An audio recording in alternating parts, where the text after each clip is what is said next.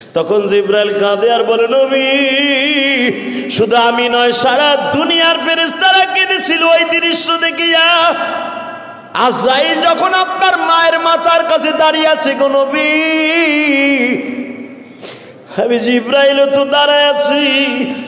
হঠাৎ করে যখন আজরাইল আপনার মায়ের জান কবজ করার জন্য একবার পায়ের কাছে যায় আর একবার মাথার কাছে যায়, একবার আপনার মায়ের মাথার কাছে যায়, আপনার সঙ্গে স্পর্শ মায়ের সাথে আসে বিদায় আজরাইল আপনার মায়ের গায়ে হাত দিতে সাহস পায় না। কেন আপনি যে কি মানুষ আমিও জানি, আজরাইলও জানে গো।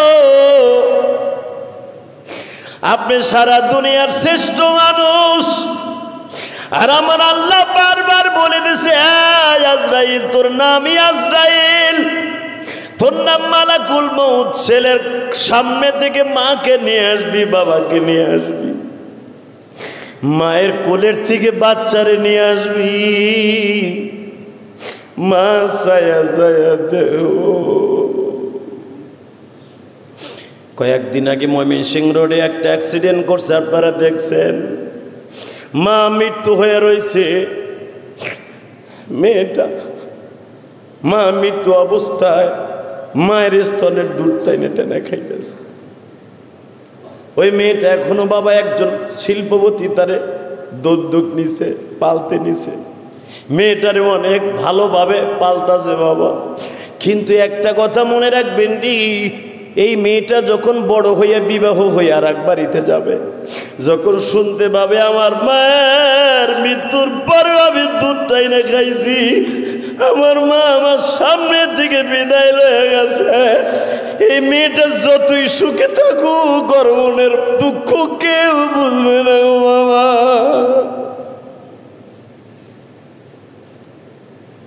আমার নবীরে যখন বললেন, নবীজি আজরাইল আপনার মায়ের জান কবজ করবে, আল্লাহর কাছে সঙ্গে সঙ্গে আজরাইলের সাথে কথা হচ্ছে, আজরাইল রে আমেনার জানটা লয়ে যা, আমেনার জান কবজ কর, আমেনার জানটা রেশমি রুমালের মধ্যে লয়ে এলো। কিন্তু খবরদার আবার নবীর খাতিরে যেন তার মায়ের কোনো কষ্ট না হয়। আপনাদের প্রশ্ন আসতে পারে, আমার নবীর মা বাবা তো মোশেক অবস্থায় সমস্ত ইমামের একই মত মারা গেছে, কিন্তু মনে রাখবেন গো বাবা, নবীর মা বাবা যদিও তখন মোশেকের খাতায় নাম ছিল, কিন্তু হুজুরের মা বাবা কোনোদিন শিরক করে নাই, কোনোদিন পুতুল পূজা করে নাই। এই জন্য আল্লাহ রাব্বুল আলামিন নবুয়তির পরে মদিনায় যাওয়ার পরে আল্লাহর নবীর সামনে তার মা বাবাকে কালেমা পড়াইছে। আরো জোরে কর। হে আজরাইল, যদি আমার নবীর মা বাবা মুশরিক অবস্থায় এখনো তাদের খাতায় নাম তুলছে, আমি আল্লাহ জানি তাদেরকে কালেমা পড়াবো। কিন্তু খবরদার, আমার নবী তো এখনো নবুয়তি পায় নাই, আমার নবীর খাতিরে মায়ের সাথে লেগে আছে বিধায় আমার নবীর মায়ের কষ্ট দিস না। এর দ্বারা বোঝা যায় আল্লাহওয়ালাদের সাথে যাদের সম্পর্ক থাকবে, আল্লাহ তাদেরকে যেভাবে হোক কালেমা নসিব করাবে। ভালো লোকের সাথে সম্পর্ক রাখবেন, খারাপ লোকের সাথে না। নবী আপনার মায়ের জান কবজ হয়ে যাবে, আর মাত্র কয়েক সেকেন্ড বাকি আছে। আল্লাহ ছাড়া দুনিয়ায় যত ফেরেশতা আছে সব ফেরেশতা দাঁড়ায় দাঁড়ায় কান্দে, মালিক তোমার কি মায়া লাগে না? ও এই 6 বছরের বাচ্চাটার সামনে থেকে এত বড় দামি মানুষটার সামনে থেকে তার মারে নিয়ে আসবা। আমার আল্লাহ বলেন, জিবরাইল রে, আমি আল্লাহর মতো দয়াবান পৃথিবীতে কেউ নাই, কিন্তু আমার পয়গম্বরকে আমার নিজের হাতে লালন পালন করব, আমার নবীকে সারা দুনিয়ার মানুষের থেকে আলাদা করে লালন পালন করব। আমি আমার নবীর মা বাবাকে বাল্যকালে আনার পরে বুঝাই দিব আমি আমার নবীরে কত ভালোবাসি। হুজুর, আপনার মায়ের মৃত্যুর এই দৃশ্য দেখে আমি না, সারা দুনিয়ার ফেরেশতারা কাঁদতেছিল গো নবী। কেন কাঁদতেছিল জানেননি? আপনি মায়ের বুকের উপরে বারবার পড়িয়া যখন বলতেছিলেন, মা গো মা, আগে যদি জানতাম গো মা, কোনদিন আমি মদিনায় বাবার কবর দেখতে আসতাম না। মা তুমি কি একবারও ভাবলা না গো মা, তোমার মুহাম্মদকে সকালের নাস্তাটা কে মুখে তুলে খাওয়াইব? তোমার মুহাম্মদকে কে আগামীকালকে গোসলটা করাই দেবে? মা আজকে যখন তুমি আমার জোহরের গোসল করাই দাও, আমি দেখতেছিলাম তোমার শরীরে জ্বর আইসা গেছে। দুপুরের দিকে বারবার বলতেছিলাম, মুহাম্মদ রে, কেন যেন মনটা বলে বাবা আগামীকালকে তোরে আর গোসল দিতে পারবো না গো।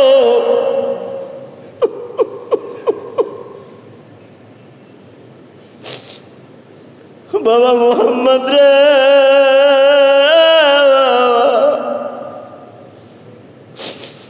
যেভাবে থাইকো ভালো থাইকো বাবা, সুখে থাইকো।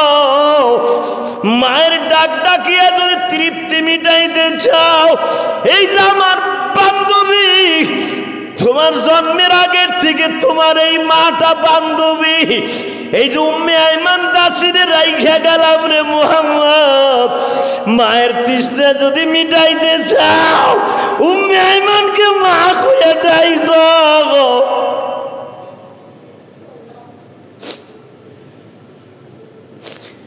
নবী আপনি যখন এই কথাগুলো বিনায়ে বিনায়ে বলতেছিলেন, আপনার মায়ের মৃত্যুর পরে আমি জিবরাইল আর সহ্য করতে পারি নাই গো নবী।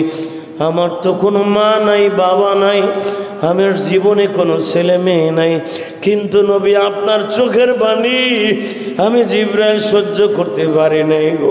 সারা দুনিয়ার ফেরেশতারা কাঁদছে, ইসমাইলকে জবাইয়ের দিন কাঁদছে, আপনার কান্না দেখে কাঁদছে।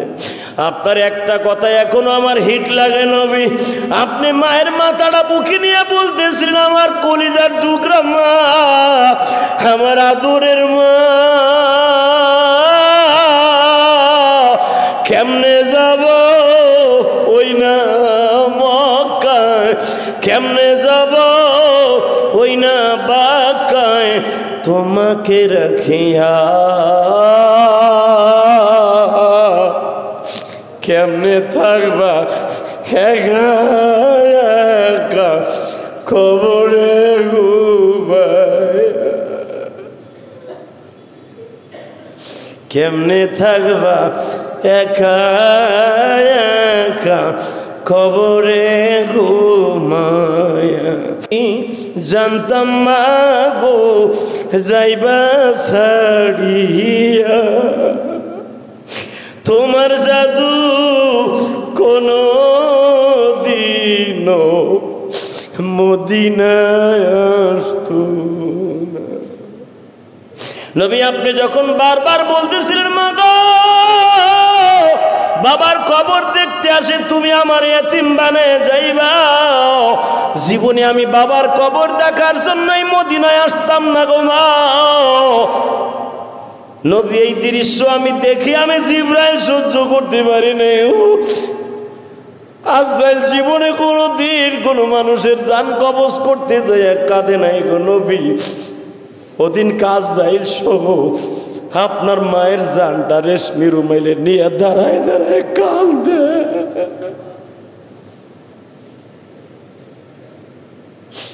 ও মালিক, এই দায়িত্ব যদি আমারে না দিতা গো, এই মুহাম্মাদের দৃশ্য দেখে আমার কান্দা লাগতো না। আমার আল্লাহ বলে, আজরাইল এই দৃশ্য দেখে তুই কান্দোস, মনে রাখবি আমার নবীর এই কথাগুলো শুনে যারা জীবনে একবার কানবে, এই কান্দনা উম্মাদ গুলা কোনোদিন জাহান্নামের আগুনে জ্বলবে না গো। আমি এই জন্য এই দৃশ্যটা রাইখা দিলাম, এতিম নবীর কথা শুনিয়া যাদের চোখের পানি ধরে রাখতে পারবে না, ওয়ালাসাউফা ইউতিকা রাব্বুকা ফাতারদা আলাম ইয়াজিদকা ইয়াতীমান ফাআওয়া ওয়া ওয়াজাদাকা আইলান ফাআগনা ফাআম্মাল ইয়াতীমা ফালা তাকহার। আল্লাহু আকবার বলতে পারেন না? হে জিবরাইল, এমন একটা দিন আসবে গো, ওয়ালাসাউফা ইউতিকা রাব্বুকা ফাতারদা, নবীর দৃশ্য ভালো হয়ে যাবে, নবীর এতিম সময় থাকবে না, নবীর অসহায়ের সময় থাকবে না, কিন্তু আমি তখন তারে মনে করাই দিব ওয়াজাদাকা আইলান ফাআগনা ফাআম্মাল ইয়াতীমা ফালা তাকহার। নবী আপনার এতিম অবস্থায়, অসহায় অবস্থায় আমি আল্লাহ ভুলি নাই, কোনোদিন আমি আপনারে ভুলবো না। আপনার উম্মতের এতিম অবস্থায় ভুলি নাই। এখানে এমন লোক আছে বাবা, আজকে কোটি কোটি টাকার মালিক, এমন একটা দিন ছিল তুমি কাটা কাপড়ের দোকানে চাকরি করতা। আসসালামু আলাইকুম ওয়া রাহমাতুল্লাহি তাআলা ওয়া বারাকাতুহু। اللهم صل على سيدنا ونبينا وشفيعنا وحبيبنا مولانا محمد صلى الله تعالى عليه وعلى آله وأصحابه وبارك وسلم. اللهم صل على محمد وعلى آل محمد كما صليت على إبراهيم وعلى آل إبراهيم إنك حميد مجيد. اللهم بارك على محمد وعلى آل محمد كما باركت على إبراهيم وعلى آل إبراهيم إنك حميد مجيد. نحمده ونستعينه ونستغفره ونؤمن به ونتوكل عليه ونعوذ بالله من شرور أنفسنا ومن سيئات أعمالنا. من يهده الله فلا مضل له ومن يضلله فلا هادي له. الذي أرسل رسوله بالهدى ودين الحق ليظهره على الدين كله وكفى بالله شهيدا. أما بعد فقد قال الله تبارك وتعالى: فأعوذ بالله من الشيطان الرجيم. بسم الله الرحمن الرحيم.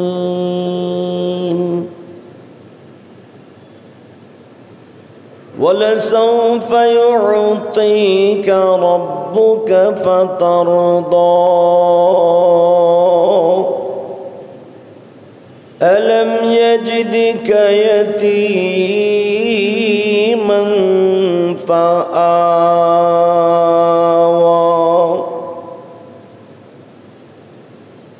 وقال الله تبارك وتعالى: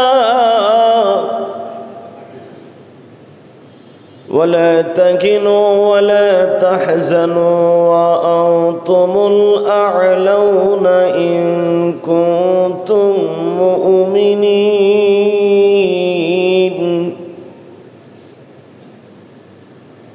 وإذ يرفع إبراهيم القواعد من البيت وإسماعيل إن الله وملائكته يصلون على النبي يا أيها الذين آمنوا صلوا عليه وسلموا تسليما لا إله إلا الله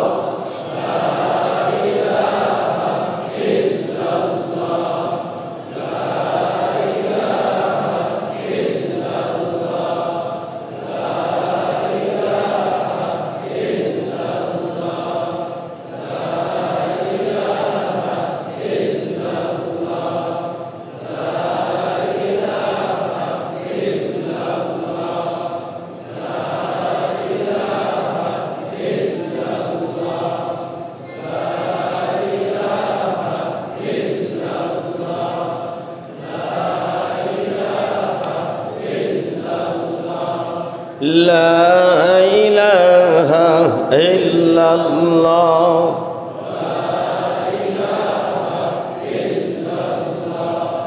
لا إله إلا الله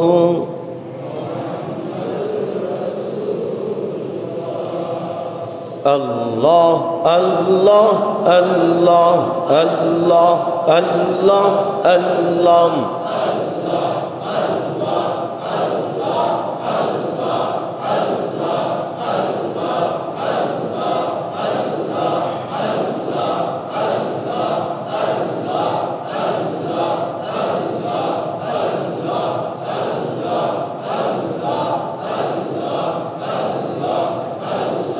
لا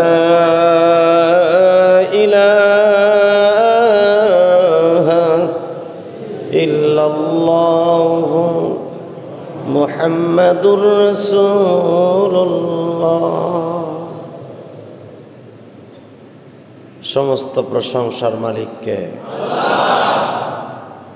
সুস্থ শরীরে মসজিদে আগে আসার তৌফিক কে দান করেছেন সুস্থ রাখার মালিককে অসুস্থ রাখার মালিক রেজেকের মালিক হায়াতের মালিক সর্বময় ক্ষমতার মালিক ওই আল্লাহর প্রশংসা সকলে বলে আলহামদুলিল্লাহ।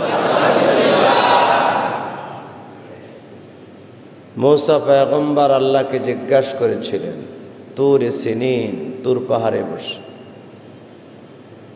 আল্লাহ উম্মতে মুহাম্মাদের এত দাম কেন? এ ফ্যান লাগে কি জন্য? ফ্যানগুলো চাচ্ছে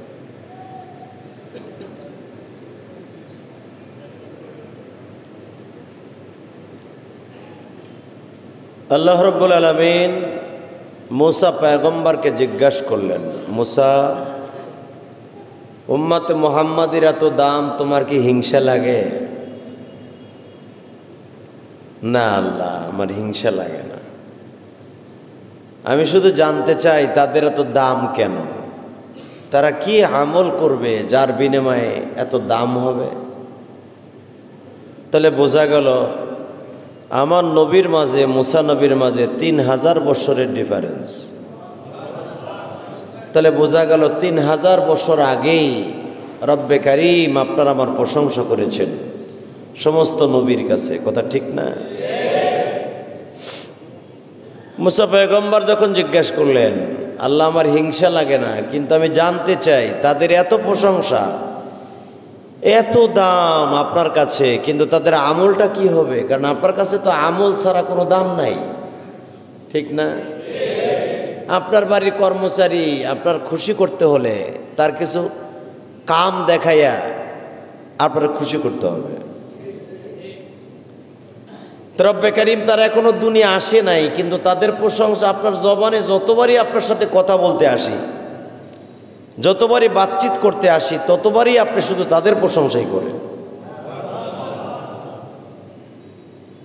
আল্লাহ পাক বললেন মুসা রে, তাহলে শুনে লো তাদের দাম কেন আমার কাছে এত বেশি থাকবে।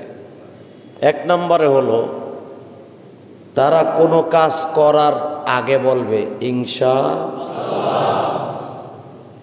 আগামীকালকে আমি হজে যাব ইনশাআল্লাহ, আগামীকালকে আমি টুঙ্গের ইজতেমায় যাব, আগামীকালকে হায়াতে বেঁচে থাকলে দাওয়াত খেতে যাব। আমি বলবো, আপনি জোরে ইনশাল্লাহ বলবেন। এত দাম আপনার আমার যে আমলটার কারণে, এটা বলতে কৃপণতা করেন কেন? আগামীকাল আমার ছেলেকে স্কুলে ভর্তি করব। আগামীকালকে ঈদের ছুটি কাটিয়ে ঢাকার দিকে রওনা দিব। আগামীকালকে আমার বাবার জন্য এলাকায় দোয়ার অনুষ্ঠান করেছি, বাসায় যাব ইনশাআল্লাহ। আগামীকাল বাইতুস সুজুদ জামে মসজিদে আসরের নামাজের জামাতে হাজির হব।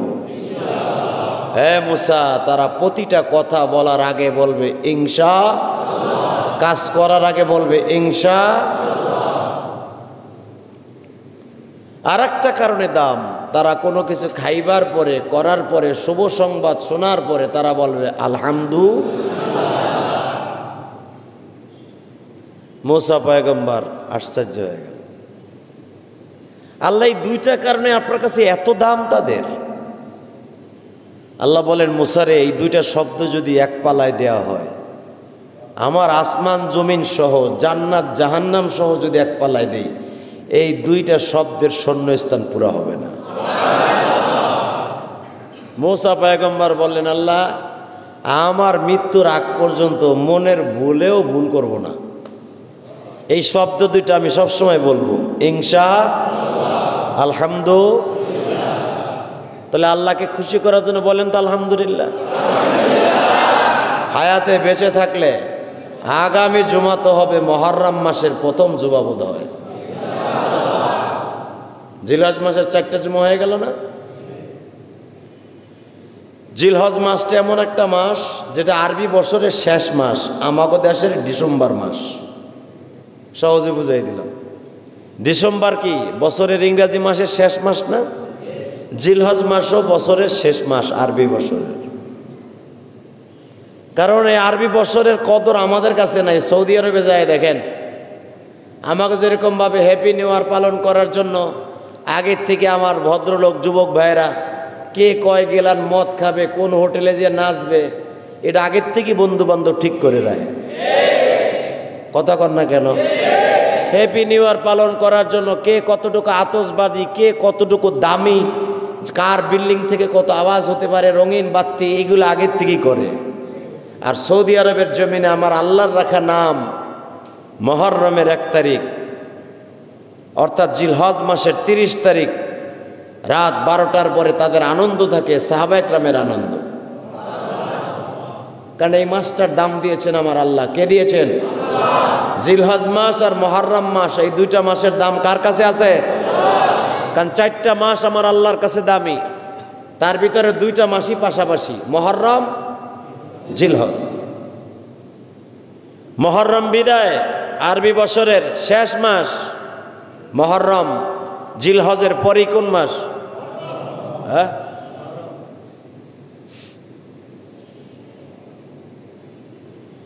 তো মেরে ভাই ও দোস্ত বুজুর্গ, আল্লাহ রাব্বুল আলামিনের কাছে লাখো করে শুকর যে রব্বে কারীম আমাদেরকে আরবি বছরের মাসের শেষ প্রান্তে, শেষ জুমায়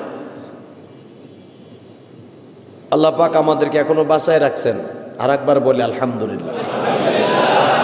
যদি আগামী বছর বেঁচে থাকি, মুহররম মাসের আরবি 1 তারিখ প্রথম জুমায় বেঁচে থাকি, ইনশাআল্লাহ তাআলা আল্লাহর প্রশংসা করার জন্য যত কিছু দরকার আরবি বছরের প্রথম জুমায় আমরা সেটাই করব ইনশাআল্লাহ। তাহলে আমাদের দাম কেন এটা বুঝতে পেরেছেন তো? ইব্রাহিম আলাইহিস সালাতু ওয়াস সালাম আল্লাহকে সন্তুষ্ট করার জন্য যদি তার নিজের পুত্রকে জবাই দিতে পারে, আর আল্লাহকে সন্তুষ্ট করার জন্য মা হাজেরা জানার পরেও যদি সন্তানকে সাজিয়ে দিতে পারে, আমরাও পারবো আল্লাহ রাস্তায় জীবন দিয়ে আল্লাহকে সন্তুষ্ট করতে। পারবো না ইনশাআল্লাহ? পারা যাবে তো? হযরত ওমর রাদিয়াল্লাহু তাআলা ইন্তেকালের পরে যখন তারে গোসল করাইতে গেছে, বোঝেন নাই মনে আমার কথা? মানুষের গোসলের কয়েকটা সিস্টেম আছে, ঐতিহাসিক গোসল বলে। তার ভিতরে একটা গোসলের নাম হলো ফরজ গোসল। বাসর ঘর শেষ করে জীবনের প্রথম গোসল, এই গোসলটার কথা সারা জীবন মনে থাকে। কথা বলেন না কেন? যদি বলেন যে বাসর করাবার কারে কয়, তাহলে তার আপনার আমি মাসলা বুঝাইতে পারবো না। আল্লাহ এই গোসলটার কথা সারা জীবন মনে রাখতে বলেছেন আমার নবী। আর একটা গোসল, জীবনের শেষ গোসল, যে গোসলটার কথা স্মরণ রাখতে বলেছেন বিশ্বনবী, সে গোসলটা শেষ জীবনের শেষ গোসল, যে গোসলটা আপনার আমার হাতে হবে না, অন্যের হাতে হবে। সেই গোসলটার নাম কি? মৃত্যুর গোসল। আল্লাহ, তো ওমর রাদিয়াল্লাহু তাআলা যখন শহীদ হয়ে গেলেন, নামাজের ভিতরে ওনাকে বল্লম মারা হলো। উনি নামাজের ইমামতি করতে যাবে, ইন দি মিন টাইমে পিছনের থেকে আহলে খারেজিয়ার মধ্যে একজন বদমাইশ মসজিদে নববীর ভিতরে পিছনের থেকে বল্লম দিয়ে এমন আঘাত করলো যে সামনের থেকে নারী ভুঁড়িগুলো জমিনে পড়ে গেল। তো আল্লাহ সুবহানাহু ওয়া তাআলা দেখেন স্মরণীয় গোসল। ওমর রাদিয়াল্লাহু তাআলাকে যখন গোসল করাইতে গেছে, ওনার তো শহীদি মরণ। শহীদি মরণ বোঝেন না? শহীদি মরণ খালি রণাঙ্গনে মরলেই তাকে বলে না। কেউ যদি ডাকাইতের হাতে মরে, কেউ যদি হিরুঞ্চির হাতে পার খায়া মরে, কেউ যদি আগুনে পুড়ে মরে, কেউ যদি পানিতে ডুবে মরে, এগুলো শহীদের মরণ। আল্লাহ তাআলা সবাইকে শহীদি মরণ দান করুন। কেউ যদি গাড়ি অ্যাক্সিডেন্টে মরে, যদি তার জীবনে কাজা নামাজ না থাকে, নামাজ কাজা ছিল না, মারা গেছে, তার মৃত্যু কিন্তু শহীদি মরণ। তো ওমর রাদিয়াল্লাহু তাআলা যদিও রণাঙ্গনে মরে নাই, কিন্তু তাকে মারা হয়েছে পিছনের থেকে আঘাত করে, বল্লমের আঘাত দিয়ে। নারী ভুঁড়ি গুলি জমিনে পড়ে গেছে সেকেন্ডের মধ্যে। এমন বল্লম, ধারালো বল্লম দিয়ে পিছনেতে আঘাত করছে, আঘাত করে আবার ছেড়ে দেন, এমনি টান দিছে, পার দিছে। পার দিতে দেরি আছে, নারী ভুঁড়িগুলো জমিনে পড়তে দেরি হয় নাই।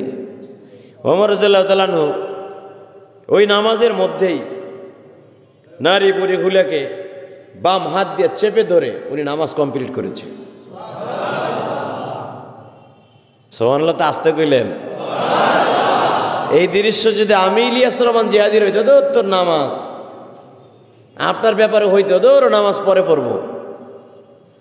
কিন্তু না, নামাজের এত গুরুত্ব দিছে, উনি ভেবেছে এটাই আমার জীবনের শেষ নামাজ। ঠিক না? সুবহানাল্লাহ। আমার ভাইরা, আমার বন্ধুরা, হযরত ওমর রাদিয়াল্লাহু তাআলা শাহাদাতি মরণ মরেছে গো বাবা। যখন তারে গোসল করাবার জন্য সাহাবা একরাম নিয়ে গেছে, দেখতেছে ওমরের পিঠের মধ্যে শুধু চাবুকের বাড়ির আঘাত, শুধু চাবুকের বাড়ির আঘাত। ওই যে সাহাবী তারে গোসল দেওয়ার জন্য কাফনের কাপড় পরাবার আগে মনে মনে ভাবতাছে, ওমর তো জীবনে কোনোদিন কারো হাতের চাবুকের বাড়ি খায় নাই। ওমরের পিঠের মধ্যে কেন চাবুকের কালো কালো দোড়া দোড়ার দাগ? বাজান রে, তার মাথার মধ্যে ঘুরপাক খাচ্ছে। কার কাছে জিজ্ঞেস করব ওমরের পিঠের মধ্যে কেন চাবুকের আঘাত কালো কালো হয়ে আছে? কার কাছে জিজ্ঞেস করলে আমি পাবো সঠিক তথ্য? সঙ্গে সঙ্গে জাবাল রাদিয়াল্লাহু তাআলা আবু জাবাল, যেই সাহাবী ওমরকে গোসল দিতেছিলেন গো বাবা, আবু জাবাল রাদিয়াল্লাহু তাআলা দৌড়ে গেলেন ওমর রে। ওমর আব্দুল্লাহ ইবনে ওমর বলেন, আমি আপনার বাবাকে গোসল দিতেছিলাম, আপনি দেখছেন? কয় হ্যাঁ। কিন্তু আমার একটা প্রশ্ন বারবার অন্তরের মধ্যে ঘুরপাক খাচ্ছে, আপনার বাবার পিঠের মধ্যে কেন এত চাবুকের আঘাত? আপনার বাবা ইসলাম কবুল করার আগে অথবা পরে জীবনে তার গায়ে হাত দিবে এমন কোন বাহাদুর পৃথিবীতে জন্ম নেয় নাই। যুদ্ধের ময়দানে ওমরের গায়ে কেউ আঘাত করতে সাহস পাইত না, কিন্তু যদিও আঘাত খেয়েছে, বল্লমের আঘাত থাকবে অথবা ডালের আঘাত থাকবে, তরবারির আঘাত থাকবে, সারা পিঠ বোঝাই শুধু চাবুকের আঘাত। আমার প্রশ্ন, এই চাবুকের আঘাতগুলো কে দিয়েছে? আব্দুল্লাহ বলে, আবু জাবাল রে, এইগুলা পৃথিবীতে কেউ আমার বাবার গায়ে মারে নাই, নিজেরটা নিজে মেরেছে। আবু জাবাল বলে, কেমনে? আমি বুঝে আসে না, নিজে আবার কেমনে নিজের গায়ে আঘাত করে? আব্দুল্লাহ বলে, ও রাসূলের প্রিয় সাহাবী, আমার বাবা যখনই দেখতেন তার ভিতরে, আমলের ভিতরে কোন মতো খলত মলত হয়ে গেছে, যখনই দেখতেন আমার বাবার মধ্যে কেমন কেমন যেন আমলের মধ্যে মনে মনে ভাবতেন, এইটা বুঝি আমার কেবেরের জন্য হয়ে গেছে, এইটা বুঝি আমার অহংকারের জন্য হয়ে গেছে। সঙ্গে সঙ্গে নিজের গায়ে এত জোরে আঘাত করতেন। ওমর রে, কেন তোর ভিতরে এত অহংকার আসলো? এই কথা বলে আমার বাবা চাবুক আঘাত করতেন নিজের গায়ে। আবার যখন আমার বাবা ঘুমাইতে যাইতেন, অন্তত 5 থেকে 7টা আঘাত নিজের গায়ে করতেন। হে ওমর, ফজরের আজানের আগে জানো তোর বডিটা মসজিদের নববীতে হাজির থাকে। আমার বাবা ইশারের নামাজ পড়ে মাত্র 1 ঘন্টা ঘুমাইতেন। আল্লাহু আকবার জোরে বলো। যদি আমার বাবা অসুস্থ থাকতেন সেদিন 2 ঘন্টা ঘুমাইতেন। আমার বাবার যদি 1 ঘন্টা অথবা 2 ঘন্টা ঘুমের থেকে উঠতে দেরি হইতো, চাবুকটা বালিশের পাশে থাকতো, তারাপ তারাপ করে 4টা-5টা বাড়ি মাইরে দিত। ওমর, কেন আজকে 10টা মিনিট বেশি ঘুমাইনি?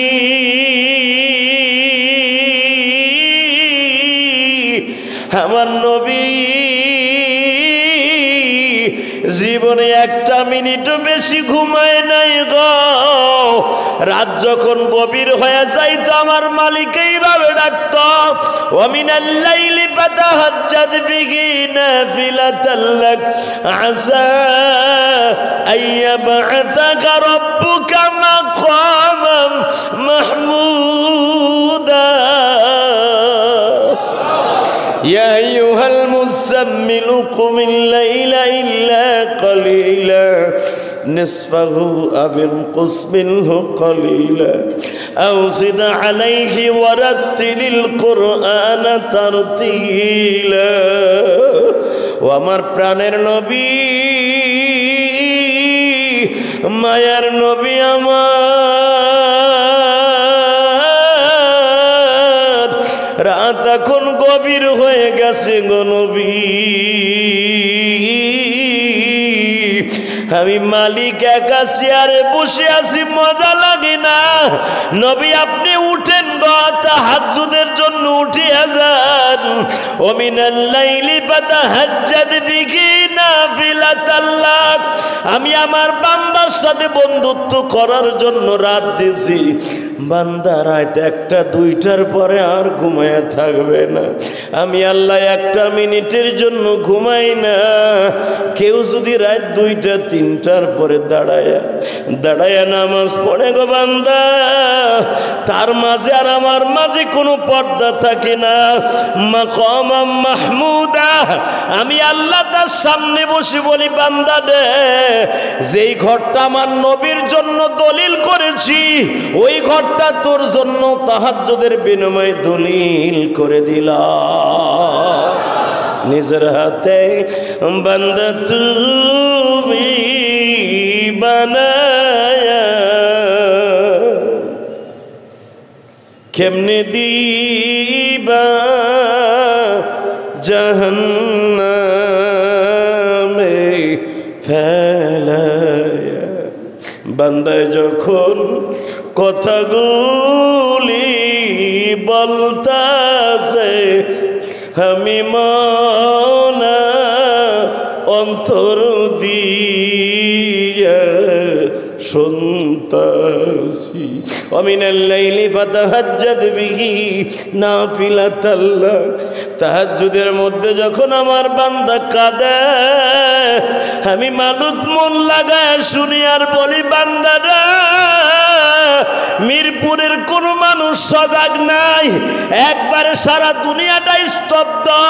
তোর মাঝে আর আমার মাঝে কথা বলতে আর কোনো কোলাহল নাই, কোনো আওয়াজ নাই। বান্দা তুই আমার কাছে চাইবি, আমি কান লাগায় শুনবো। আমি শোনার পরে তোর জন্য মাকামে মাহমুদ দলিল করে দিব।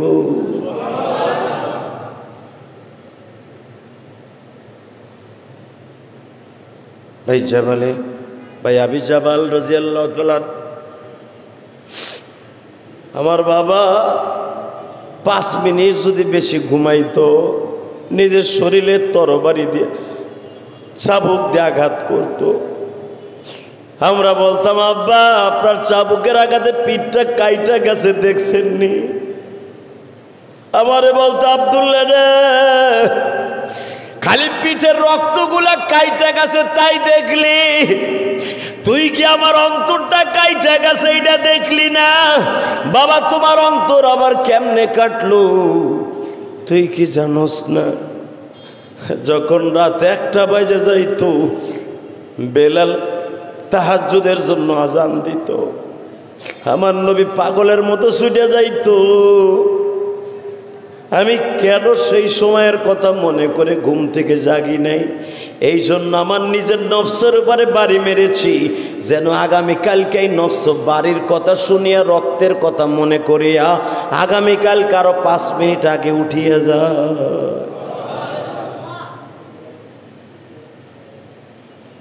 সাহাবায়ে কেরাম জান্নাতের শুভ সংবাদ শোনার পরও তারা আমল ছেড়ে দেয় নাই, ঠিক না বেটি?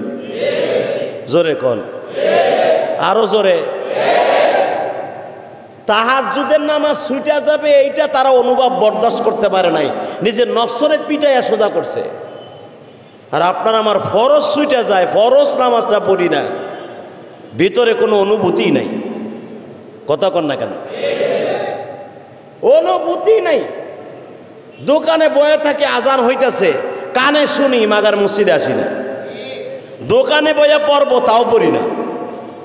কথা ঠিক না বেঠিক? আবার আমি দাবি করি আমি মুসলমান, হ্যাঁ, আমি দাবি করি আমি হাজী সাহেব, আমি দাবি করি আমি মৌলানা সাহেব, আমি দাবি করি আমি তাবলিগওয়ালা, আমি দাবি করি অনেক দামি মানুষ। আমি নো, তুমি দামি মানুষ না। 5 তলায় বসিয়া এসির মধ্যে ঘুমাইলি তাকে দামি মানুষ বলে না। কোটি কোটি টাকা ব্যাংকে রাইখা এসি ছেড়ে দিয়ে ঘুমায় থাকলেই তাকে দামি মানুষ বলে না।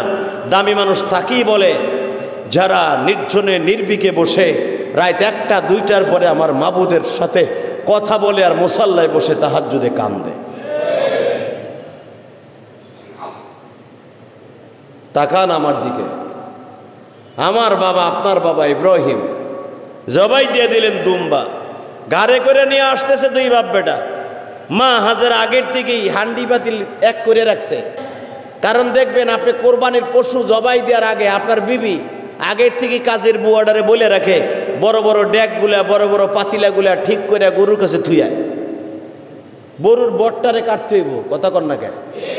হ্যাঁ, আগে দেখতাম 20-30 বছর আগে বট কেউ খাইতো না, এই হুজুরি ও ধরে ফেলাই দিত, গিন্নায়।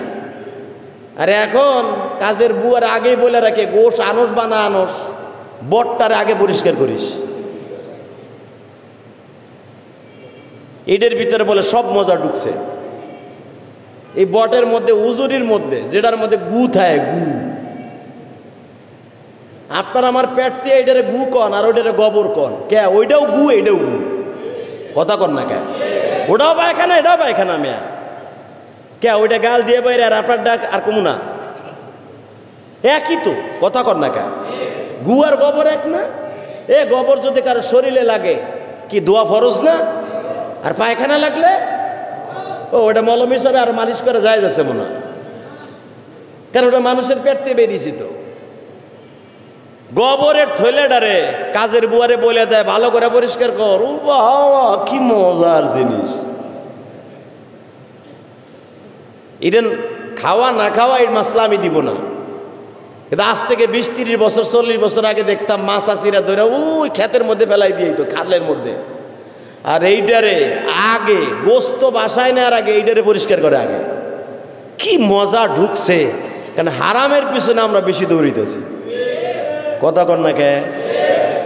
পরিষ্কার যতই করুক রাস্তায় ফেলাইয়া, ঘরে নেওয়ার পরও পরিষ্কার করলেন, গরম পানি দিয়েও পরিষ্কার করলেন, ঠিক আছে, পাক হয়ে গেল, খাওয়াও যায় যাচ্ছে, কিন্তু ওটা তো পায়খানা থাকতো, গোবর থাকতো, কত কিছু থাকতো, এটার এত যত্ন করলেন, হালাকি এটার শরীরের যে মাংসটা তাও এত যত্ন করলেন না। কথা ঠিক না বেঠিক? আমরা আসলে ভুলে গেছি, নকললে টানাটানি করতেছি। তোমা হাজের আগের থেকেই হান্ডি পাতিল জোগায় রাখছে। ইব্রাহিম আলাইহিস সালাম জিজ্ঞেস করে, কেউ আমি দুম্বা লই যাবো, তুমি জানতানি? কোন কি? আমি তো জানি আপনার নিয়ে আসতেছেন। হ্যাঁ সুবহানাল্লাহ, বাইতে যে কইলেন, এখানে কইলি তো পাপ হইব। তাহলে বুঝালেন, যেমন স্বামী তেমন পোলা সেমন বউ। খেলাটা খেলতেছেন কে? হ্যাঁ, এমন খেলা আপনারা আমার নিয়ে আল্লাহ খেলে না? খেলে? কোটি কোটি ফেরেশতা তাকায় আছে, কারণ ফেরেশতারা তো খায়ও না, আর জিব্রাইল রে তো 1.5 কেজি গোশত দুম্বার থেকে দিবে না। জিব্রাইল কানছে বাপ বেটার এই দৃশ্য দেখে। হালাকি জিব্রাইল পিছনে পিছনে আসতেছে, বাপ বেটা দুম্বাটা লই আইতাছে। এখন যদি কোন এই দুম্বাটা কত বড় হইব? ইব্রাহিম আলাইহিস সালাম 19 হাত লম্বা মানুষ, আর 12-13 হাত লম্বা ইসমাইল, দুই বাপ বেটা ঘাড়ে করে লই আইতেছে। এই দুম্বাটা কত বড়? এই দুম্বা সম্পর্কে কোরআন শরীফ আল্লাহ এইভাবে বলেন, বিধিবিহীন আজিম। আজিম শব্দের অর্থ অনেক বড়। কোরআন আল্লাহ বলছে অনেক বড়। কত বড়? মিরপুরের সমান বড় না পুরা ঢাকার সমান বড়? এটা আমিও জানি না, আমার নবীও বলে নাই।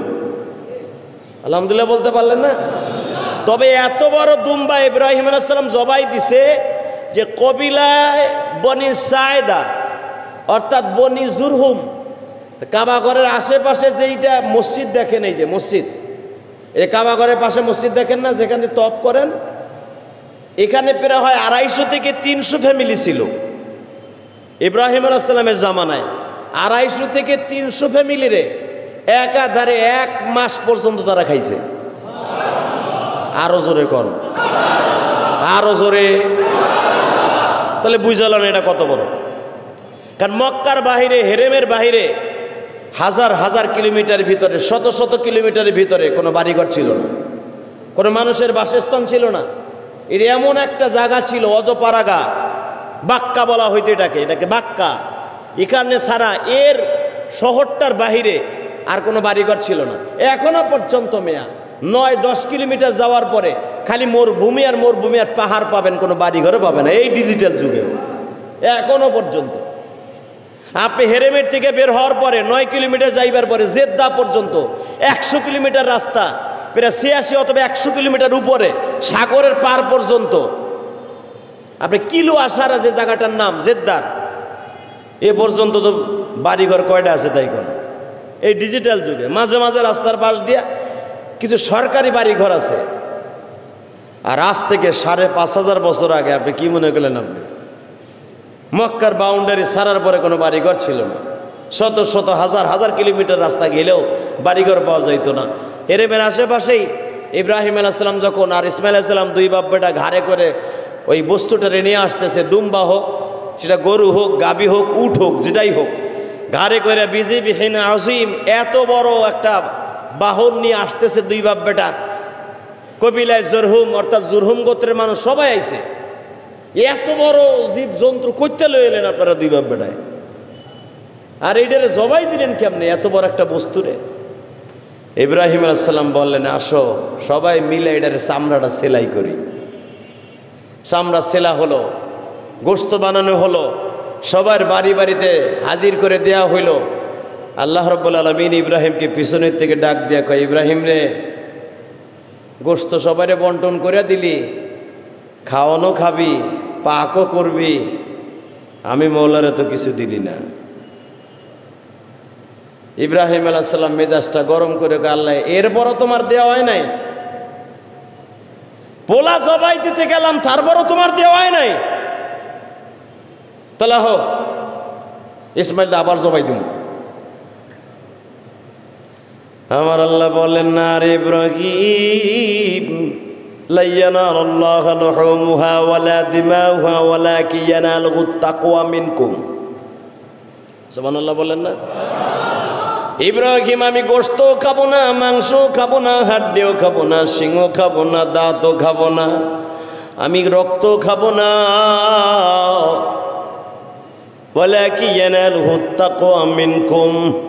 আমি বান্দার অন্তরের দিকে তাকায় আছি রে ইব্রাহিম, আমি তোর অন্তরের দিকে তাকায় আছিলাম।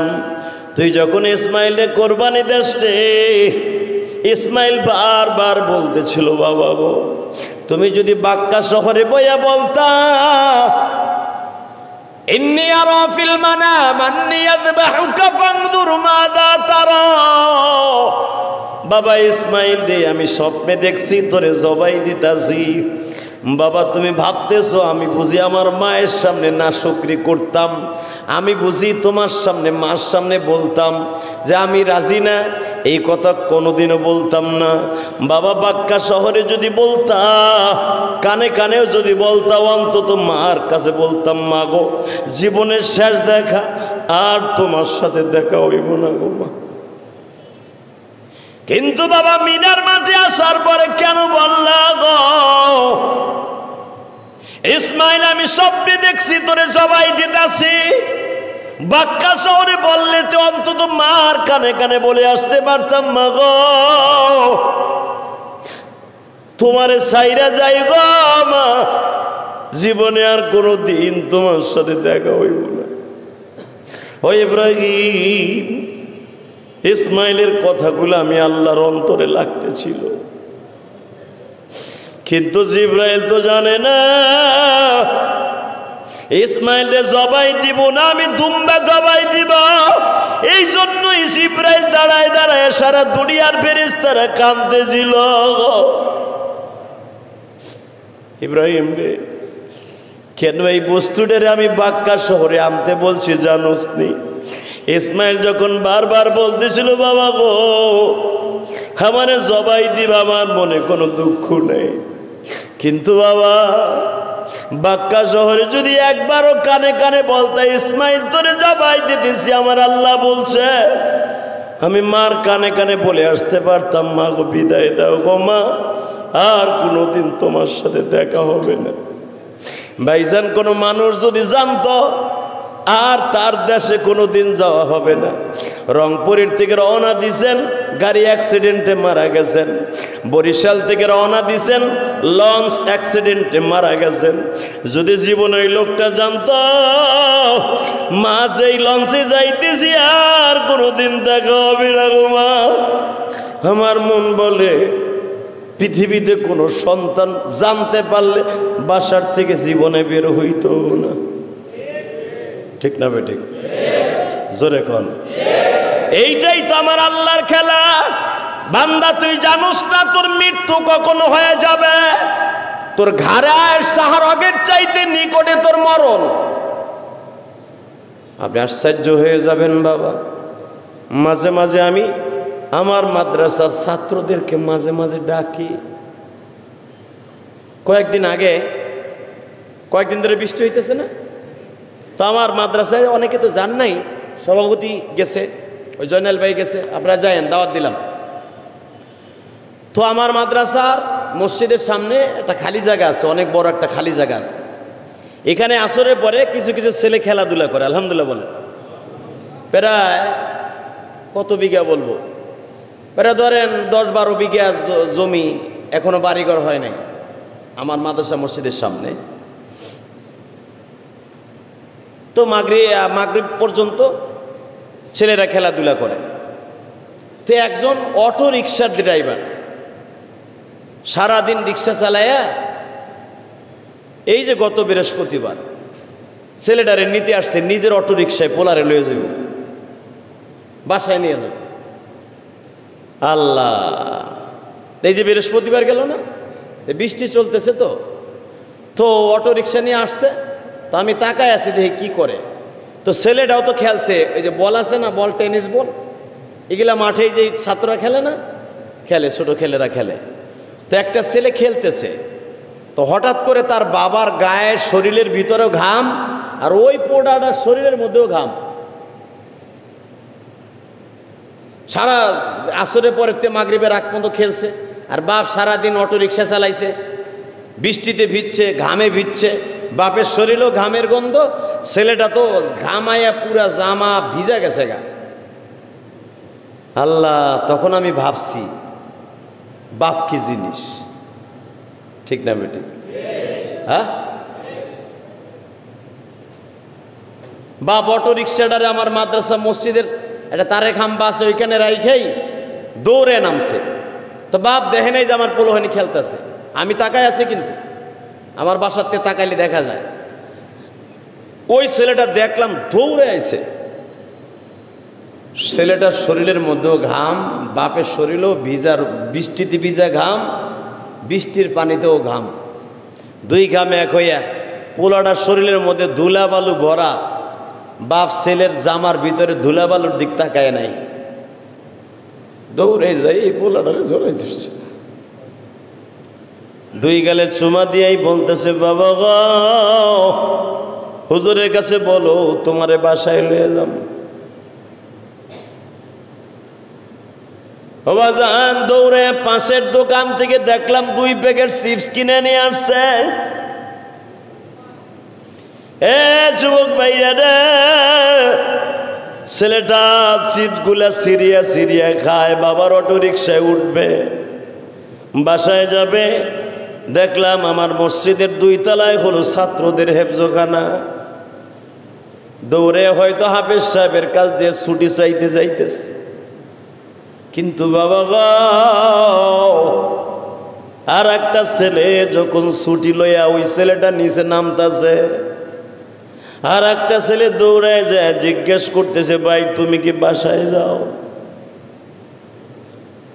কহ আমারে হুজুর ছুটি দিছে। তোমাদের বাড়ি কই? বলে আমাদের বাড়ি রাজেন্দ্রপুর, এখানে বাসা। কিন্তু বাবা গো, ওই ছেলেটা দাঁড়ায় আছে, বাবার অটো রিক্সায় করে তারে লয়ে যাইতেছে। আমি দেখলাম ওই ছেলেটা বারবার তারে বলতেছে, তুমি যাইতেছো, যাও আবার আয়ো। মাগরিবের নামাজের পরে আমি মসজিদে পড়িয়া ছেলেটারে ডাক দিলাম, তুই অর্ধেক বারবার তাকাইছিস, আমি বুঝে ফেলেছি। ছেলেটা চোখ মুছে আর বলে, হুজুর, ওর বাবা যখন ওরে লয়ে যায় গো, আমার তো আব্বু নেই। আমি এই জন্য বারবার বলতেছিলাম, তোমার আব্বু চিপস কিনে দিছে, বাসায় যাইতেছো, আমার তো বাসা নাই, আমি কই যাব? আমি আরে মসজিদের খুঁটির কাছে বসাইলাম। এই যে বৃহস্পতিবারের কথা বলি, বললাম তুই কই থাকোস? হুজুর আমার আব্বু মুখ কেউ নাই, আমার বাবা বরিশাল বাড়ি, আমার আব্বা জেলে ছিল, মাছ ধরতো সাগরের থেকে। আমার আব্বার লঞ্চ ডুবে, আমার আব্বার ট্রলার ডুবে যাওয়ার পরে আর কোনোদিন আমার আব্বা ফিরে আসে নাই। আমার আম্মুর খবর আমি জানি না।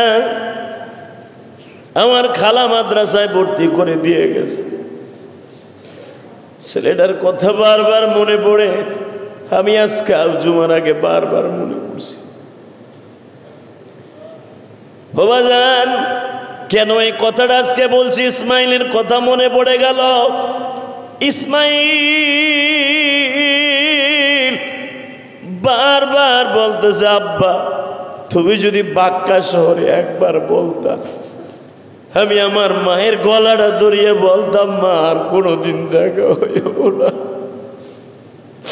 ওই ছেলেটাও বলতেছে, আমার মা বেঁচে আছে না অন্য জায়গায় বিয়ে বইছে জানি না, তবে সবচেয়ে বড় জিনিস আমি বললাম, তোমার কয় পারা হয়েছে? বলে 13 পারা হয়েছে হেফজ। আমি মনে মনে ভাবলাম, এই ছেলেটা হয়তো একদিন হাফেজে কোরআন হয়ে যাবে, আমার নবীর গাড়িতে জান্নাতে যাবে গো।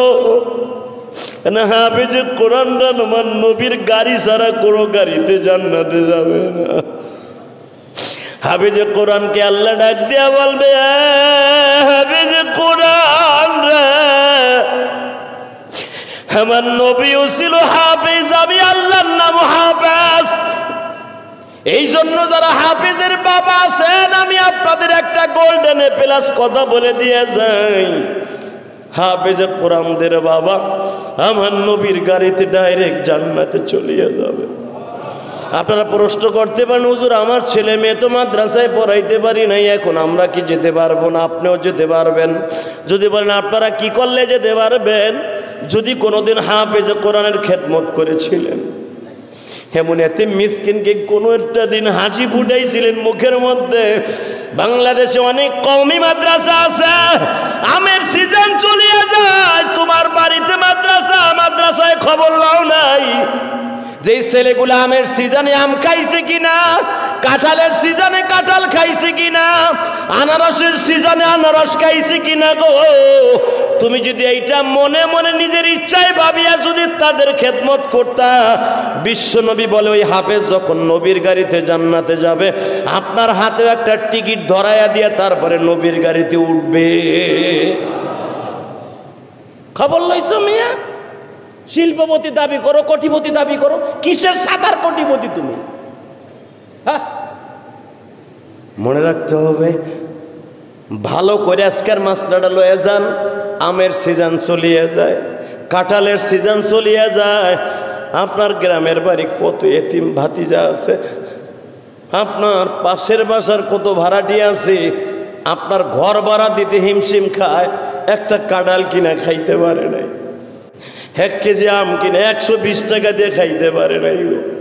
রাতের অন্ধকারে যদি 2 কেজি আম কিনিয়া তোমার ওই গরিবের বাসায় পৌঁছে দিয়া 2 প্যাকেট দুধ কিনিয়া যদি দিতা, খোদার কসম করে বলি, খোদার কসম করে বলি, আল্লাহর কসম করে বলি, তোমার ওই আমার কাঁঠালের বিনিময়ে বিশ্বনবীর সাথে তোমার জান্নাত আল্লাহ পাক ওয়াজিব লেখা দিত। আমি বলি নাই, কোরআনে কি বলে, ফাআম্মাল ইয়াতীমা ফালা তাকহার ওয়ালা সাউফা ইউতিকা রাব্বুকা ফাতারদা আলাম ইয়াজিদিকা ইয়াতীমান ফাআওয়া। এই সুবহানাল্লাহ জোরে কইতে পারেন না? ও নবী, নবী এতিমদের দিকে আপনি তাকাইছিলেন, আমার খুব ভালো লাগছিল। এতিমরা যদি কোনোদিন আপনার কাছে কিছু চায় অথবা আপনি নিজে চান, তাদের খালি হাতে ফিরাই দিবেন না।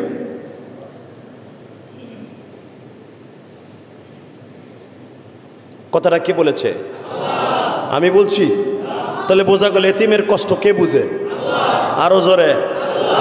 হ্যাঁ, তাহলে শোনেন, ইসমাইল আলাইহিস সালাম যখন এই ওয়াজ ইব্রাহিম আলাইহিস সালাম করতেছে, আমার নবীর কাছে জিবরাইল করতেছে বাপ বেটার ইতিহাস, বিজিবিহীন আযীম, ও নবী বাপ বেটা দুম্বাটারে চলতেছে, গোস্ত বন্টন করবে। এদিক দিয়ে ইসমাইল বলতেছে, আব্বা আল্লাহ যে আমাকে দুম্বা দিল, এর পিছনে কারণ কি জানো? কি?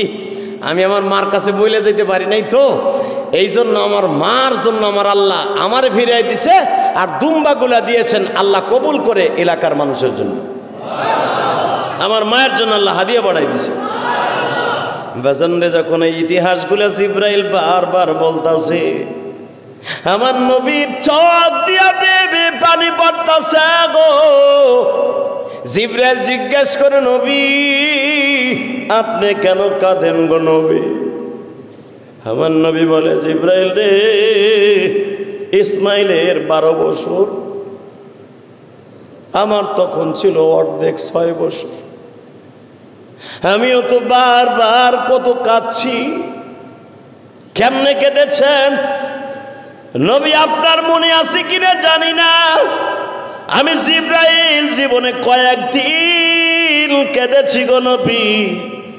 তার ভিতরে 13 বছর ইসমাইলের জবাইয়ের দৃশ্য আপনি যখন মনে উঠায় দিলেন, আর একদিন আমি কেঁদেছিলাম।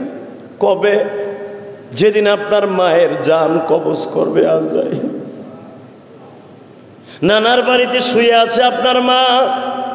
2 নম্বর দিন জিবরাইলের কাদা। আমি আপনাদের সাথে ওয়াদা দিয়েছিলাম, সারা দুনিয়ার ফেরেশতারা কেঁদেছিল বাবা। ইসমাইলকে জবাই দেওয়ার সময় একদিন কাঁদবো, আজকে ইসলামের ইতিহাস, ইসমাইলের ইতিহাস শুনতে যাইয়া যখন নবী কাঁদে, তখন জিবরাইল কাঁদে আর বলে, নবী শুধু আমি নয়, সারা দুনিয়ার ফেরেশতারা কেঁদেছিল ওই দৃশ্য দেখিয়া। আজরাইল যখন আপনার মায়ের মাথার কাছে দাঁড়িয়ে আছে গো নবী, আমি জিবরাইলও তো দাঁড়ায় আছি। হঠাৎ করে যখন আজরাইল আপনার মায়ের জান কবজ করার জন্য একবার পায়ের কাছে যায় আর একবার মাথার কাছে যায়, একবার আপনার মায়ের মাথার কাছে যায়, আপনার সঙ্গে স্পর্শ মায়ের সাথে আছে বিদায় আজরাইল আপনার মায়ের গায়ে হাত দিতে সাহস পায় না। কেন আপনি যে কি মানুষ আমিও জানি, আজরাইলও জানে গো। আপনি সারা দুনিয়ার শ্রেষ্ঠ মানুষ, আর আমার আল্লাহ বারবার বলে দিছে, আজরাইল তোর নামই আজরাইল, তোর নাম মালাকুল মউত। ছেলের সামনে থেকে মাকে নিয়ে আসবি, বাবাকে নিয়ে আসবি, মায়ের কোলের থেকে বাচ্চারে নিয়ে আসবি, মা সায়া সায়া দেও। কয়েকদিন আগে ময়মনসিংহ রোডে একটা অ্যাক্সিডেন্ট করছে, আপনারা দেখছেন। মা মৃত্যু হয়ে রয়েছে, মেয়েটা মা মৃত্যু অবস্থায় মায়ের স্তনের দুধ টাইনে টেনে খাইতেছে।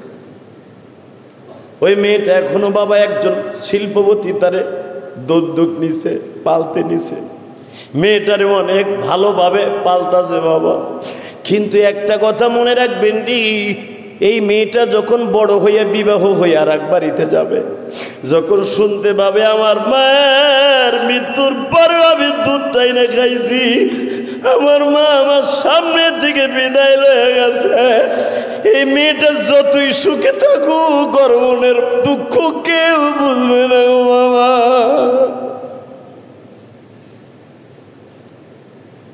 আমার নবীরে যখন বললেন, নবীজি আজরাইল আপনার মায়ের জান কবজ করবে, আল্লাহর কাছে সঙ্গে সঙ্গে আজরাইলের সাথে কথা হচ্ছে, আজরাইল রে আমেনার জানটা লয়ে যা, আমেনার জান কবজ কর, আমেনার জানটা রেশমি রুমালের মধ্যে লয়ে এলো।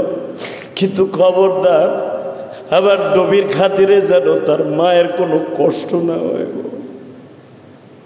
আপনাদের প্রশ্ন আসতে পারে, আমার নবীর মা বাবা তো মুশরিক অবস্থায় সমস্ত ইমামের একই মত মারা গেছে।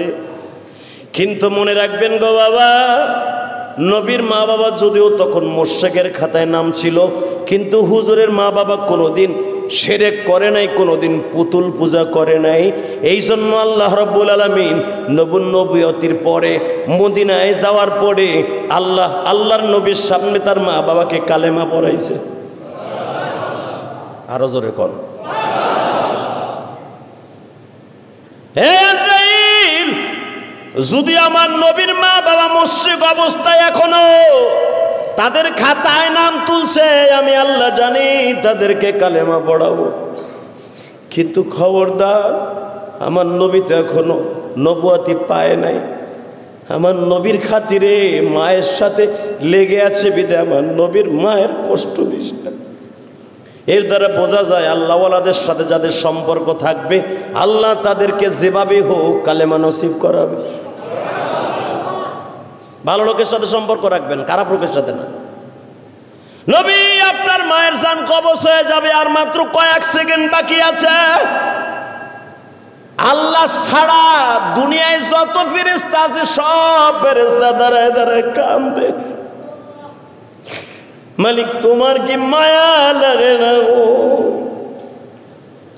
এই 6 বছরের বাচ্চাটার সামনে থেকে এত বড় দামি মানুষটার সামনে থেকে তার মারে নিয়ে আসবা।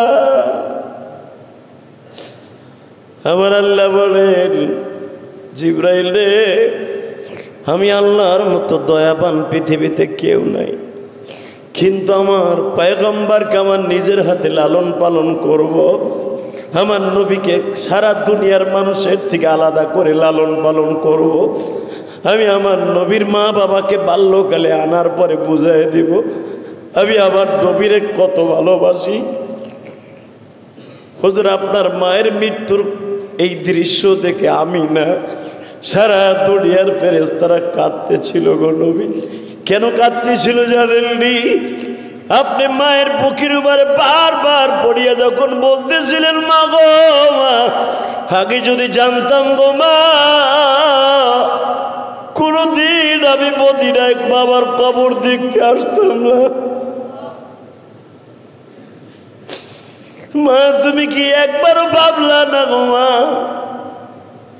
তোমার মুহাম্মদকে সকালের নাস্তাটা কে মুখে তুলে খাওয়াইব? তোমার মুহাম্মদকে কে আগামীকালকে গোসলটা করাই দিবে?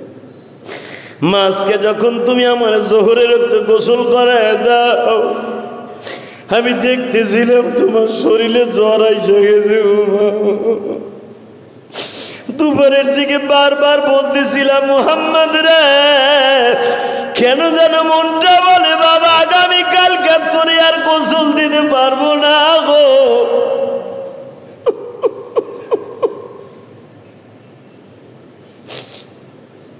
বাবা মুহাম্মদ রে,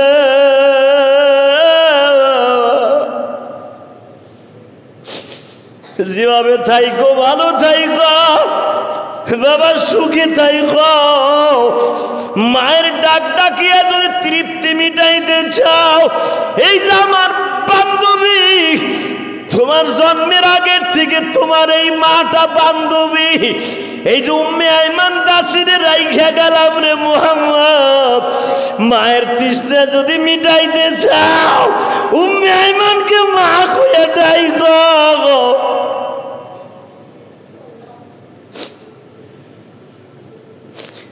নবী আপনি যখন এই কথাগুলো বিনায়ে বিনায়ে বলতেছিলেন, আপনার মায়ের মৃত্যুর পরে আমি জিবরাইল আর সহ্য করতে পারি নাই গো নবী। আমার তো কোনো মা নাই, বাবা নাই, আমার জীবনে কোনো ছেলে মেয়ে নাই, কিন্তু নবী আপনার চোখের বাণী আমি জিবরাইল সহ্য করতে পারি নাই গো।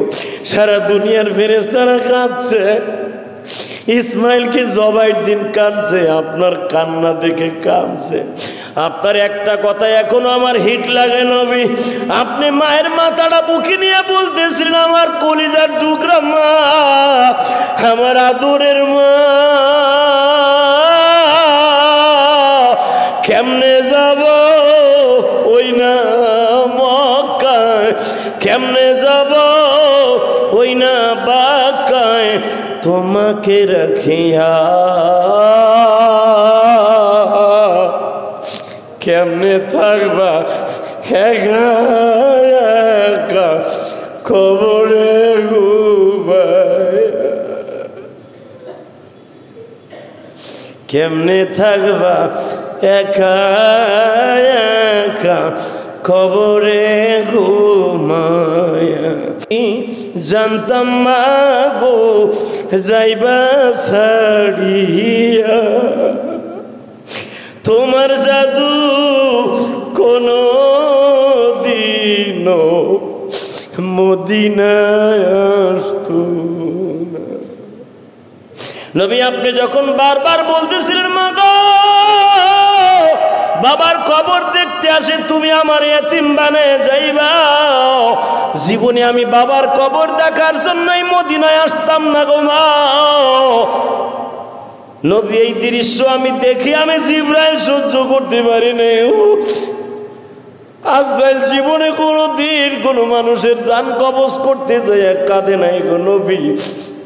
ওদিন আজরাইল সহ আপনার মায়ের জানটা রেশমি রুমাইলে নিয়ে দাঁড়ায় দাঁড়ায় কাঁদে।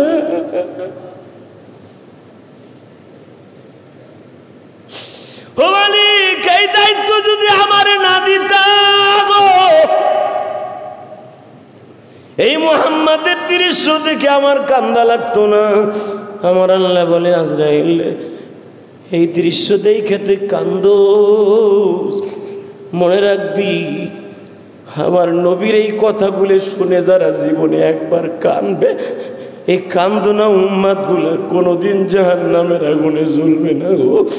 আমি এই জন্য এই দৃশ্যটা রাইখা দিলাম, এতিম নবীর কথা শুনিয়া যাদের চোখের পানি ধরে রাখতে পারবে না, ওয়ালা সাওফা ইউতিকা রাব্বুকা ফাতারদা, আলাম ইয়াজিদিকা ইয়াতীমান ফাআওয়া ওয়া ওয়াজাদাকা আইলান ফাআগনা ফাআম্মাল ইয়াতীমা ফালা তাকহার। আল্লাহু আকবার বলতে পারেন না? হে জিবরাইল, এমন একটা দিন আসবে গো, ওয়ালা সাউফা ইউতিকা রাব্বুকা ফাতারদা, নবীর দৃশ্য ভালো হয়ে যাবে, নবীর এতিম সময় থাকবে না, নবীর অসহায়ের সময় থাকবে না, কিন্তু আমি তখন তারে মনে করাই দিব ওয়াজাদাকা আইলান ফাআগনা ফাআম্মাল ইয়াতীমা ফালা তাকহার। নবী আপনার এতিম অবস্থায়, অসহায় অবস্থায় আমি আল্লাহ ভুলি নাই, কোনোদিন আমি আপনারে ভুলবো না। আপনার উম্মাতের এতিম অবস্থায় ভুলি নাই। এখানে এমন লোক আছে বাবা, আজকে কোটি কোটি টাকার মালিক, এমন একটা দিন ছিল তুমি কাটা কাপড়ের দোকানে চাকরি করতা। হে কথা কর না কেন? আজকে তুমি শিল্পপতি কোটিপতি এ মহলারে ভুলে গেছ, এখন নামাজ পড়ার সুযোগ পাও না। কাস্টমার আয়া পড়ছে, তোমার কাটা কাপড়ের দোকানে বইয়া তুমি সুতা বাস্তাছ, ভুলে গেছো মহলারে। যেদিন তুমি মালিকের থাপ্পুর খাইতা, শাটার খুলতে যে শাটার আটকে গেছে, থাপ্পুর মারে তোর পিছনের থেকে শাটার নষ্ট হলো কেন দোকানের? আজকে কোটিপতি হইয়া মালিকের নামাজটা ভুলে গেলা। আমার আল্লাহ তাই বলে নবী, আমি ওই দিনকে তারে ভুলে যাব যেদিন আমারে যদি সে না ভুলে আমিও তারে কোনোদিন বলবো না। আমি সবার কাছে যদি আকুল আবেদন রাখবো, বাল্যকালের কথা, সেই অসহায়ের কথা, যে সময় আপনি দোকানে চাকরি করতেন সেই সময়ের কথা আজকে ধনী হওয়ার পরে ভুলে যাবেন না। আল্লাহ রাব্বুল আলামিন আপনাকে ভুলবে না। আল্লাহ আমাদের সবাইকে তৌফিক দান করুক, নবীর সাথে জান্নাত নসিব দান করুক, আমাদের একসাথে নবীর গাড়িতে জান্নাতে যাওয়ার তৌফিক দান করেন। নবীর গাড়িতে জান্নাতে যাওয়ার নিয়ত আছে না নাই? কার কার আছে? হাত তুলে দেখান তো দেখি কার কার আছে। মাশাল্লাহ মাশাল্লাহ, সবাই আছে তো? নামান হাত। মাশাল্লাহ, সবারই তো আছে। যদি নবীর গাড়িতে জান্নাতে যাওয়ার ইচ্ছা থাকে, 1 নাম্বার শর্ত থাকবে 5 ওয়াক্ত নামাজ পড়বেন ইনশাআল্লাহ। ওমর রাদিয়াল্লাহু তাআলা আনহু শহীদ হয়ে যাইতেছে, নারী বুড়ি গান ওই নামাজ অবস্থায় এক হাতে চাইপা ধরিয়া নামাজও পড়তাছে, নারী বুড়িগুলো রক্তও পড়তাছে। নামাজকে কত গুরুত্ব দিয়েছে। 1 নাম্বার নামাজ পড়তে হবে ইনশাআল্লাহ। 2 নাম্বার ইয়াতিম মিসকিন অসহায় মানুষের খবর নিতে হবে। আজকে কেন কথাটা বললাম? এর পিছনে একটা কারণ আছে। আজকে আল্লাহর এক বান্দা দেখলাম 10 কেজি আমল হয়েছে, আলহামদুলিল্লাহ বলেন। আল্লাহর এক বান্দা দেখলাম মাদ্রাসায়, হ্যাঁ আমার মাদ্রাসায় 1000 টাকা দিছে দুধ কিনে খাওয়ানোর জন্য। হ্যাঁ, এই মুসলমান ভাইরা ভালো করে বলে গেলাম, এখানে একটা এতিমখানা আছে, দেন না 1 ঝুড়ি আম কিনে, দেন না 10 কেজি দুধ কিনে। বাবা পয়সা থাকলে খাইতো না? কই ভুলে গেছেন গা তাদেরকে? নবী সামনে ভুলে নাই, আপনিও ভুলবেন না, আপনার বাবা মারেও আল্লাহ ভুলবে না। আলহামদুলিল্লাহ বলতে পারলেন না? অতএব সকলের প্রতি আমার দাবি থাকবে, এতিম মিসকিনের খবর লবেন। 10 কেজি 5 কেজি আম কিনা, দুধ কিনা, কাঁঠাল কিনা আপনি নিজে মাথায় কইরা এতিম মিসকিনরে খাওয়ান যদি নিয়ে যাবেন, বিশ্বনবীর গাড়িতে জান্নাত হয়ে যাবে।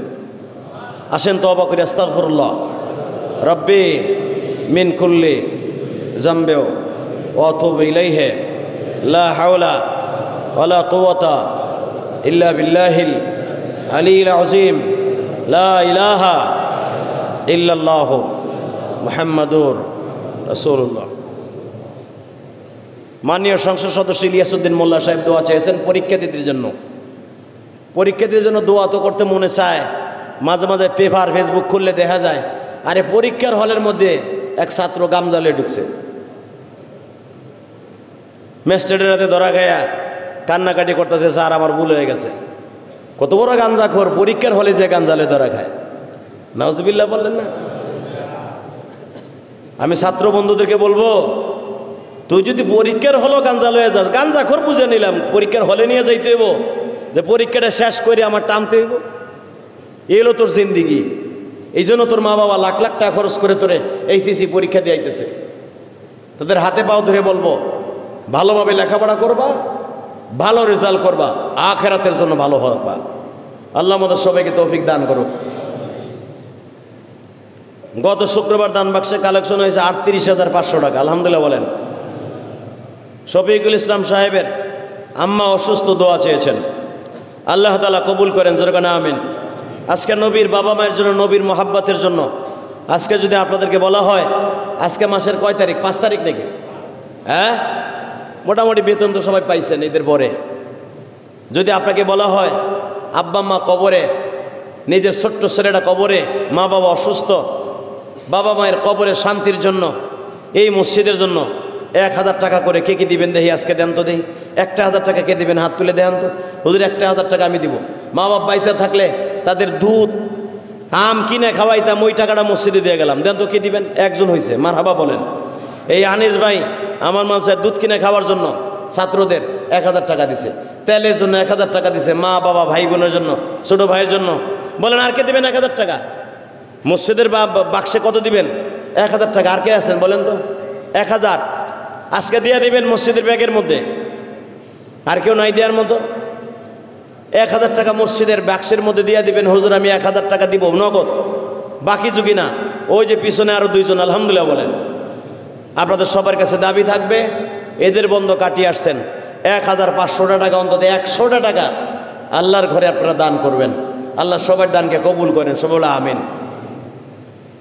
মোহাম্মদ আলী মা অসুস্থ, দোয়া চেয়েছেন। ছেলেটা আমার মাদ্রাসায় কিছু টাকাও দিয়েছেন। হাফেজ ইয়াসিন সাহেব ফরাজির শিক্ষক, ওনার মেয়ে অসুস্থ, দোয়া চেয়েছেন। আলহাস আনিসুর রহমান সাহেবের বাবা মা ছোট ভাইয়ের জন্য দোয়া চেয়েছেন। মাদ্রাসায় ছাত্রদের দুধ এবং তৈল কিনে খাওয়ার জন্য সে মাদ্রাসায় টাকাও দিয়েছেন, আল্লাহ কবুল করেন।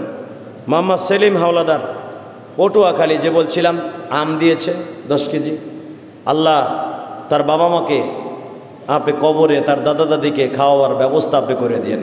আপনি না কোরআনে বলছেন যারা দুনিয়া এতিম মিসকিনকে খাওয়াবে, আমি আল্লাহ তাদের মা বাবাকে কবরে খাওয়াবো। আল্লাহ কবুল করেন, সবাই আমিন। সবাই ভালো থাকবেন, সুস্থ থাকবেন, 5 ওয়াক্ত নামাজ পড়বেন।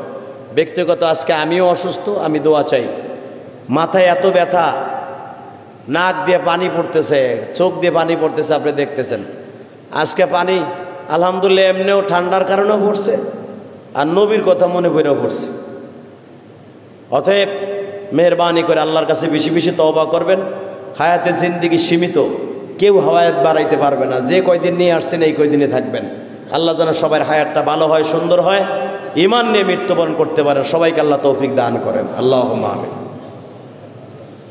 ربنا ظلمنا أنفسنا وإن لم تغفر لنا وترحمنا لنكونن من الخاسرين ربنا فاغفر لنا ذنوبنا وكفر عنا سيئاتنا وتوفنا مع الأبرار ربنا هب لنا من أزواجنا ذريتنا قرة أعين واجعلنا للمتقين إماما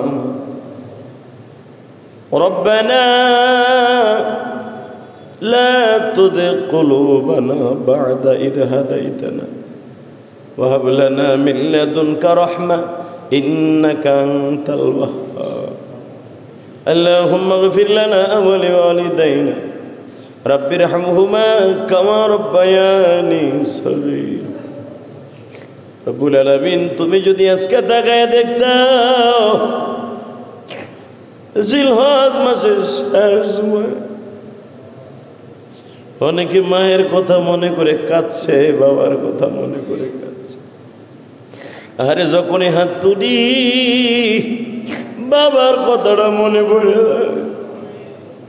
বাবা বৃষ্টিতে ভিজত, বৃষ্টির পানিতে গামছাটা ভিজে যাইত।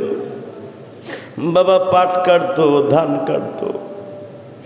বাবা ওই পাট ধান বেশি আমারে পরীক্ষার হলে টাকা দিত, প্রাইভেটে টাকা দিত। বাবা যখন পাট কাট ধান কাট থেকে আসত, তাকায় দেখতাম বৃষ্টির পানি আর ঘামের পানি বাবার এক হয়ে গেল। বাবার হাত পা গুলা বৃষ্টির পানিতে সাদা হয়ে গেছে।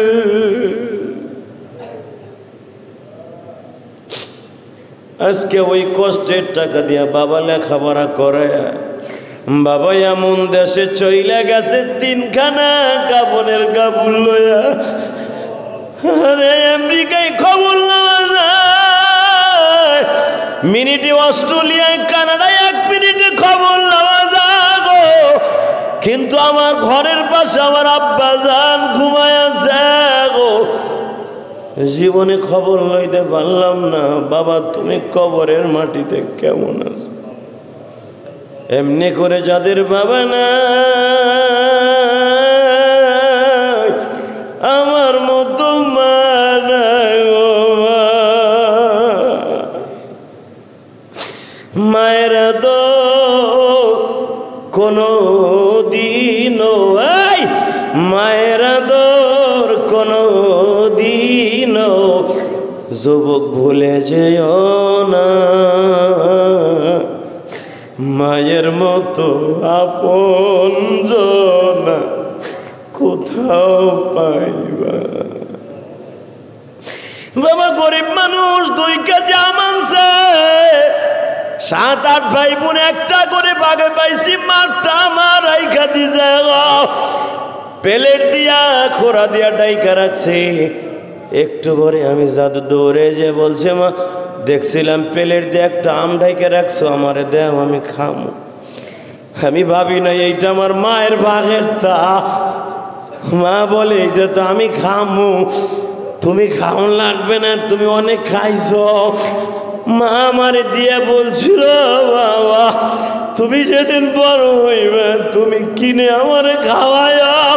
কই মা বড় হয়েছে আম কিনি, কিন্তু তুই তো নাই বাবা।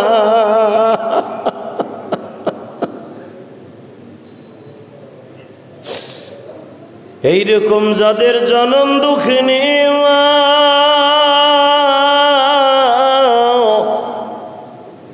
আরবি বছরের শেষ মাসে চোখের পানি ফেলাইয়া কবরে চলিয়া গেছে, ওই মায়ের কবরটাকে তুমি এখনো জাহান্নামের টুকরা বানায় রাখবা।